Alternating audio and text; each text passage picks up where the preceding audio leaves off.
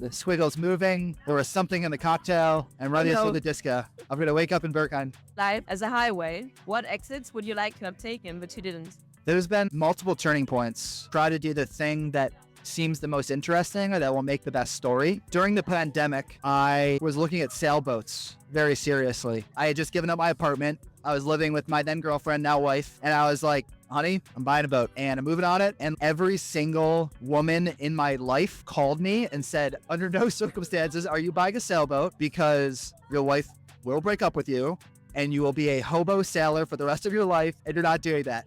They were totally right. I shouldn't have done it. But looking back, one, she told me later, she's, yeah, I just would have moved on the boat with you. And I'm like, fuck, you should have just told me that, because I would have just done it. I would probably be at sea instead of in Paris. If you hosted a dinner for Roman emperors, where would you take them? And what would be the theme of the dinner? Oh my God. I would take them to the Sphere in Las Vegas just to blow their fucking minds. I don't tell them. And I sit them at the table. Do you blindfold them? Yes, absolutely. We take it for granted, but they didn't know about dinosaurs. And so I think it's like a Jurassic Park themed dinosaur meal in the Sphere. Just because I like the idea of these like really serious, powerful men being super confused and also a little bit scared of dinosaurs. Feel that. I like to see powerful men confused and helpless. Right, yeah. What art pieces do you have in your bedroom and why? So right now, all my art pieces are in storage because I just moved. But I recently purchased a painting. Every Saturday near my apartment, there's a little fair and they sell antiques. And this gentleman, Ronaldo, purchased one of his paintings. And I hung it up in the bedroom. I liked that one the most just because it could be any city. It's whatever I want it to be. Maybe it's Los Fomos. Hey, it's Los Fomos. What is something awkward you did on a first date with your wife? Oh my God. Okay. So I will never forget myself for this one. This was like our third date. We went out and I didn't tell her where we were going and we were driving and we drove to the airport. Did you blindfold her too? No blindfolding. No blindfolding. Drove her to the airport and I had rented a private plane. And so we got in and I have no fucking clue how to fly a plane, right? But there was a pilot and it was like a little 2-seater plane. And so we fly this amazing plane ride all over Los Angeles. It was like this amazing date. And we go out afterwards, some shitty bar. We sat down and we each got a beer and the bill comes and I was like, do you want to split it? And so like, I just took her on this amazing date and she was like, this guy's fucking awesome. He was taking me on a plane ride. He does that. And the bill was like $8. And I was like, you want to split this? I was like 21 years old. I had no money. I was like, do you want to split it? And she was like, what? She was like, okay. And she thought it was like a test or something. And I had no money in my checking account. Like 2 years later, she was like, what was that about? Were you like testing me on our first date to see if I would like challenge you or something? And I was like, no, I just literally, my credit card would have bounced if I had to pay the whole $10. So you rented a plane? Why? I had no money left because I spent it on the fucking plane. Wow. Red versus green flags. A person that wears toe spacers everywhere they go.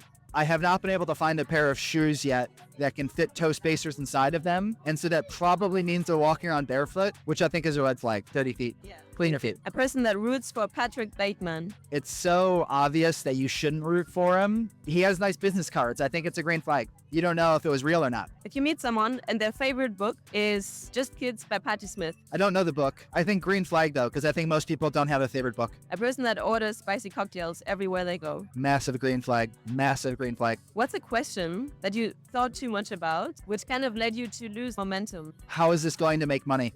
Worst question you can ask. I think it's the wrong framing. Let's say each day could be the last day. Sure. Which technically that's the case. What would you stop doing or what would you change in your daily routine that you have right now? I'd throw my phone in the ocean. What is the secret weapon to make you uncomfortable? I get uncomfortable like decently easy. Tell me more. I'm not giving you the tools against me. Being pushed in the middle of a dance circle is my nightmare. No flash mobs. No, thank you. So, Taco, you know what we're going to do next time, filters. Right. Dance circle. We're looking at your Kindle reading history. What would you hide from your mom? I'm not like ashamed about my reading history. Maybe expand the question a little bit. What would I hide from my mom in general? I don't want my mom to see my group chat with my friends, especially on a Saturday night where like it's just not. It's not made for moms. It's not made for moms. Or like the Sunday morning recap where it's like, what was going on? She doesn't need to see that. Mom, last night in Berghain. Right, yeah, exactly. No. You are asked to entertain Fyodor Dostoevsky. What location do you pick? Where do you take him? I know the cliche answer is like some dark, depressing place. I think I'd take him somewhere super peaceful and joyful and really enjoy the juxtaposition of this really brooding, depressed Russian guy trying to be upset in an environment where there's nothing to be cranky about at all. What are your 3 books to read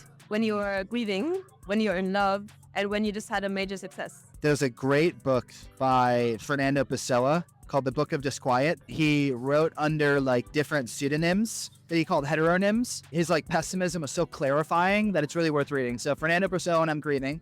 When You're in Love, this is going to sound weird. I really love adventure stories, fiction. The Chronicles of Narnia comes to mind. Just, it's so weird, I know. And especially because in the movies, you're just thinking about the bad CGI lion. There's something about it that feels to me similar to love in that it's optimistic and that things are going to work out and it's a little bit magical. And then when you've had a big success, I like to read biographies of people who are more successful to remind you that, okay, get back to work. Don't stop and reflect on it too much. Get to the next level. What was your favorite biography? A book called Barbarian Days, written by William, I can't remember his last name, it'll come to me. He grew up in Hawaii and he was a surfer, like addicted to surfing. He traveled all over the world and was a total bum and lived on nothing and slept in his car, but just searching for the best wave. Fantastic. Who do you nominate to join us next? To emigrate to Los Fomos. Perhaps. Like a citizenship interview. In a way. Is it a vacation? It's a short vacation, and if they want to stay longer, they have to prove themselves first. No, for sure. I would love to see a bunch of people move to Los Fomos. The weather's amazing. The neighbors are super interesting. The drinks are spicy.